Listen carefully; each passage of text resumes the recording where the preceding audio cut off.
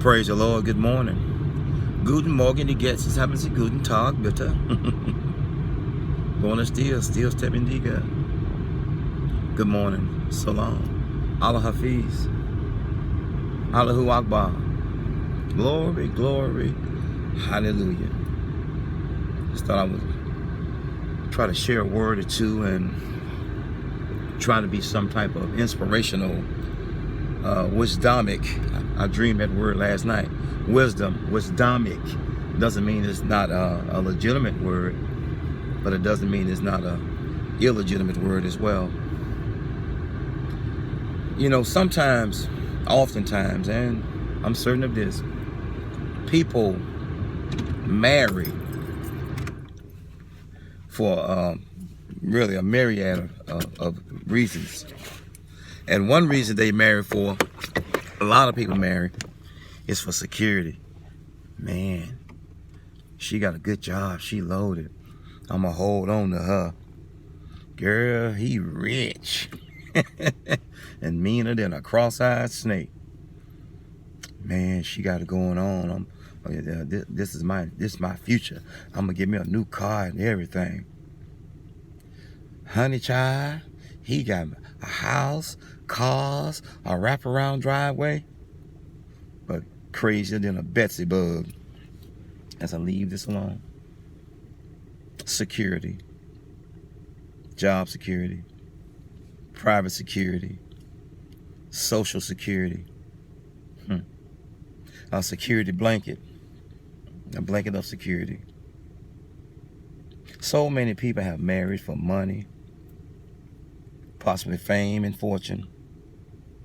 And while they are saying, I do, that man, that woman, them dead presidents on the back of money, front of money, all over money. Dead presidents on money, dead head, dead heart, dead marriage, dead relationship, lifeless, hopeless, faithless, sexless, touchless. Sounds like a car wash. The touchless car wash. The loveless marriage and or relationship. As I leave this alone. How many of us? I haven't. I remember I used to be very, very well off. I was single, footloose and fancy free. Every job I had worked was paying me $25 an hour or more for several years. And from my late 20s to my late 30s, I probably had a little bit over $300,000 in the bank. And then my son was born. I was 29 and a half years old. I thought I was free. Bachelor, living it up, living in D.C., Crystal City, Pentagon City, just all over Northern Virginia and D.C. and Maryland area, just living it up, living it up, living it up. Yeah, yeah. Friday night, every night. Single. Wow. And I thought I was happy because I had money. But I had no hand holding. I had no heart touching. I had no warm body, singular. I had nobody. I might have had somebody. Possibly could have got anybody. But it might have cost me my health. Oh, it cost me money. But I wasn't happy. I wasn't being loved. I was loveless, faithless, lost in them dead presidents. I would hug Grant. I would hug Franklin. I would hug old Abe. I would hold on to George Washington in the end. But none of those dead presidents could comfort me. And so many people have married old men, old women, people with hardened old souls, harder than 8-day-old cornbread, more sour than a 2-week-old lemon left in the back of the refrigerator as I leave this alone. But I thank God, oftentimes I find myself saying, man, if I had the sense that I had back then when I had some sense, C-E-N-T-S, I would be, man. But now thank God for the wisdom, the wisdomic nature that he's blessed and placed in me to glorify him as well as to help others as I leave this alone. So many have married for dollars, but had no sense. So many have married Donna for dollars, Daryl for dollar. So many have married for money and don't realize that the money can't hold your hand, although it can buy you some gloves or get you a nice tan. Money can't hold your heart, although if you needed heart surgery, you might have enough money to get the surgery.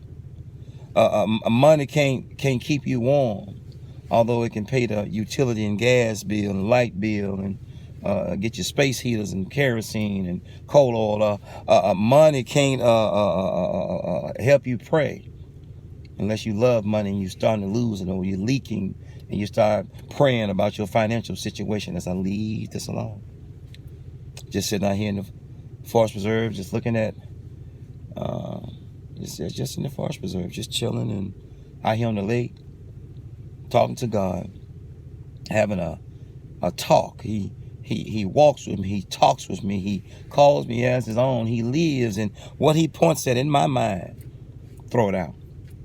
Sometimes I argue, sometimes I fight, all the time I throw it out as I leave this alone.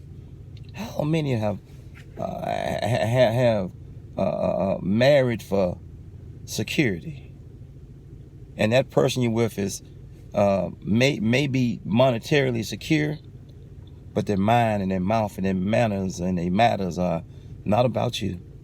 I gotta work. Frugal, prudent, and loving versus a whole lot of money and mean and nastier than a cross-eyed snake. More sour than a 2-week-old lemon in the back of the refrigerator. I thank God for all my losses. I thank God for the gains he's placed in me because of the losses. I thank God for all my foolishness that's blessed me to think things through and to pray things through and possibly to see things through, as well as knowing when to let go. I thank God for all my faults and flaws, for my supernatural and spiritual retardations that he has corrected and allowed to manifest themselves in my own adult growth and spiritual growth as a human being, as a man, as a dad, as a son, as a child of God, as I leave this alone. How many of us have married for security, and the person you married was non-sociable, non-personable as you head to social security? How many of us have married social security? An old man, an old woman, hard and stuck in their ways, withered, hard, cold hands with a withered, hard, cold heart, and a mouth made of stainless steel that's still knocking you down with holes and nasty things and nasty words and putting holes in your heart and mind that only God can heal. As I leave this alone, Lord, I'm still waiting. I've been on layaway a long time. Lord, I'm still waiting. I've tried to take myself off of layaway and got myself scarred every time. Lord, I'm still on layaway, waiting for you to allow that person to cross my heart. Lord, I'm on layaway, waiting on you in my mind and heart. Security. We wait on God. He says, he who finds a wife finds a good thing to obtain a favor from the Lord. Don't say, her that find a man. As I leave this alone. Pray about it. Your situations, your circumstances, your marriage and relationships. Pray about it. Or you're going to hook yourself up to something. You start off driving it. It's going to end up dragging you. God bless you. God keep you is my prayer. The security, the blessed assurance of our Father in heaven, the creator of the butterfly, and the father of the believer, versus us trying to hitch ourselves to somebody else's wagon, and that wagon is headed off the Grand Canyon down into the river below. God bless you. God keep you is my prayer. Peace. One.